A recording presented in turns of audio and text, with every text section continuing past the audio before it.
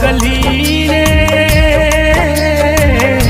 पागल कहे ना जमाना, लगता कि मर जाई ना तो जहर खाई, लोगवा के सुनी सुनी ताना,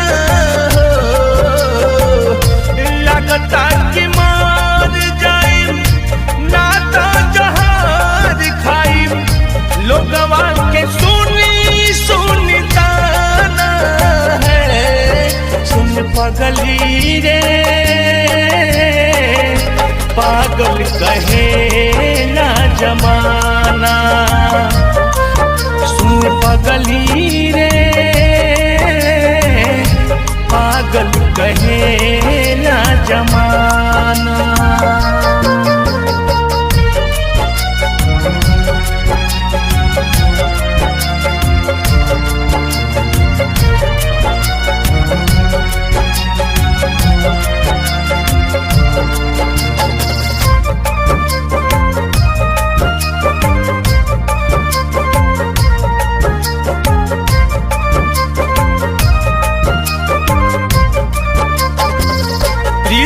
प्यार तू ही रहू, तू ही हमर जान हो, तोहरा के मन ले रही दिल से भगवान हो।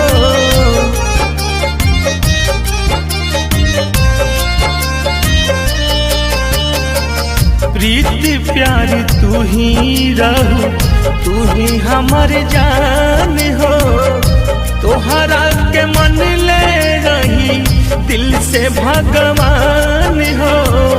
कवन कारण जार करके हमसे टकरार करके दिल से बनैलू बेगाना है। सुन पगली